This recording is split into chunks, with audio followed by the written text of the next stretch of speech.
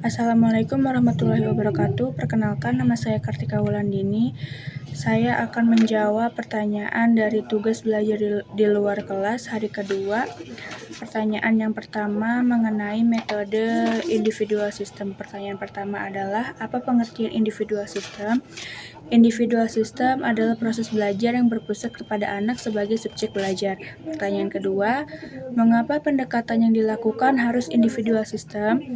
Pendekatan yang dilakukan sesuai dengan keadaan masing-masing anak.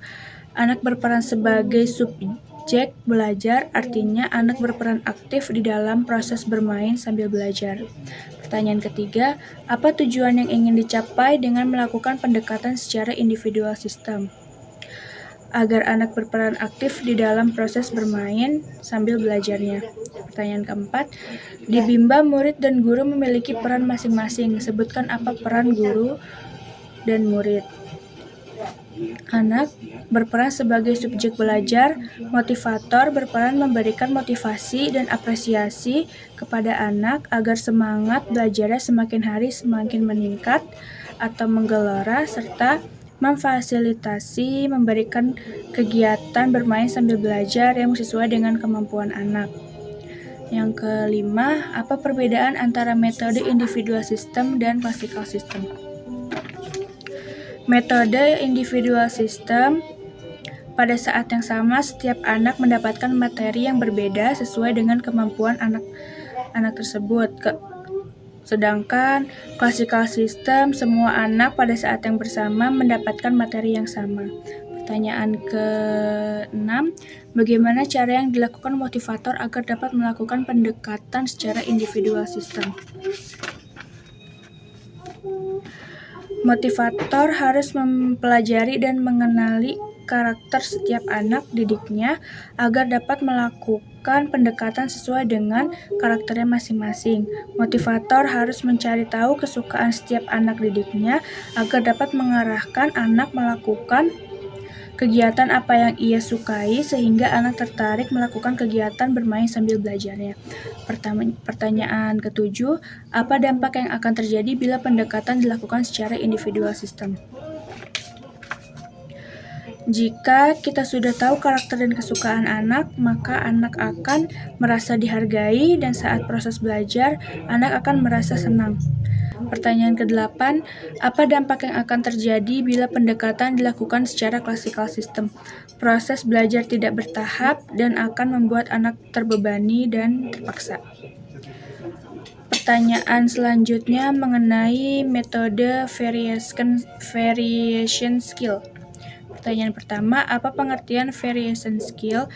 Variation skill adalah kemampuan yang harus dimiliki setiap motivator dalam memvariasikan dalam aspek belajar dengan kegiatan belajar.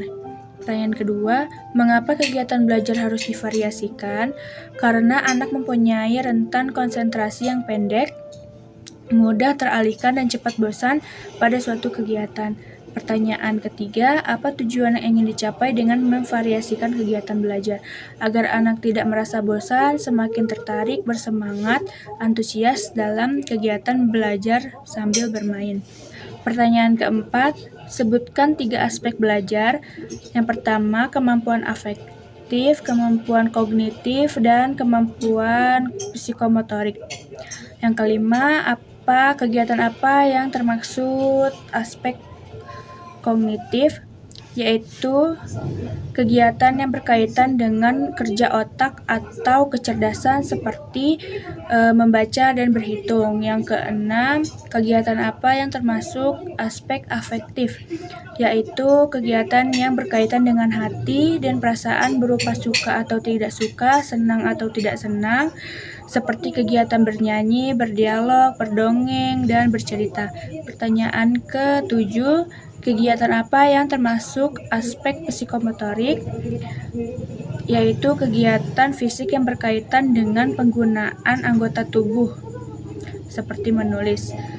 Yang ke-8, bagaimana cara motivator memvariasikan kegiatan belajar dengan aspek belajar dengan menggunakan teori Bandul. Pertanyaan yang ketiga mengenai teori dasar dalam psikologi pendidikan. Pertanyaan pertama, apa yang dimaksud dengan the law of effect? The law of effect adalah proses kegiatan yang menyenangkan maka akibatnya akan diulang. Yang kedua, apa yang dimaksud dengan the law of exercise?